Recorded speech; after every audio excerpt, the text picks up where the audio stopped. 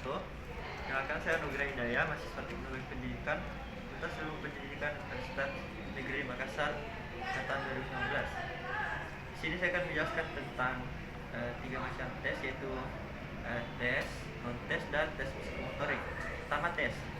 Tujuan tes yaitu memperoleh umpan balik, memperbaiki kurikulum, dan meningkatkan motivasi siswa.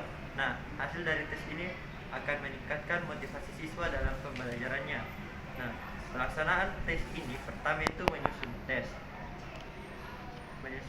Dalam menyusun tes itu perlu dilakukan penyuntingan terlebih dahulu. Lalu selanjutnya akan dilaksanakan penggandaan naskah. Pelaksanaan tes dapat berupa open book atau closed book, tes diumumkan atau dirahasiakan, tes tulis atau tes lisan, dan tes tindakan atau tes praktek. Nah, pemberian skor dalam tes yaitu pertama pengolahan dan pengubahan menjadi skor standar, lalu kedua yaitu pengolahan dan pengubahan menjadi skor mental. Nah, selanjutnya itu non-tes. Non-tes merupakan tes yang dilakukan kepada peserta didik untuk menguji bagaimana hasil belajar peserta didik, namun tidak berupa soal-soal dalam seperti soal-soal pemahamannya terhadap mata pelajaran, namun soalnya dibuat lebih sistematis dengan melihat perilaku siswa sehari-hari.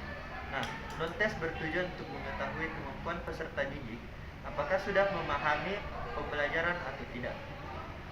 Dalam pelaksanaan non-tes ada beberapa tahap yang perlu dilakukan. Pertama itu menentukan spesifikasi instrumen, kedua menulis instrumen, selanjutnya menentukan skala instrumen, selanjutnya sistem penskoran, lalu menelaah instrumen, merakit instrumen, uji coba instrumen, analisis hasil uji coba, perbaikan instrumen, pelaksanaan pengukuran, dan terakhir yaitu menafsirkan pengukuran.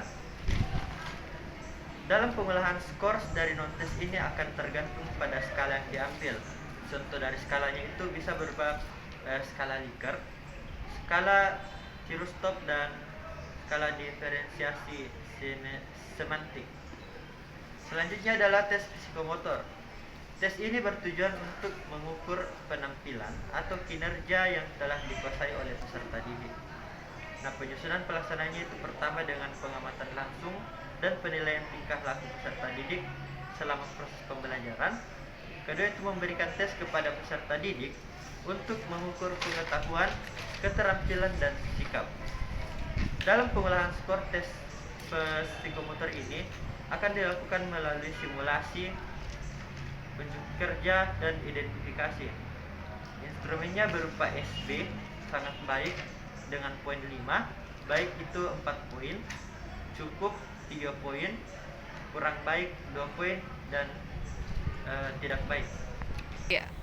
Nah, contoh untuk tes psikomotor yaitu pertama tes paper and pencil, tes identifikasi, tes simulasi, dan tes unjuk kerja.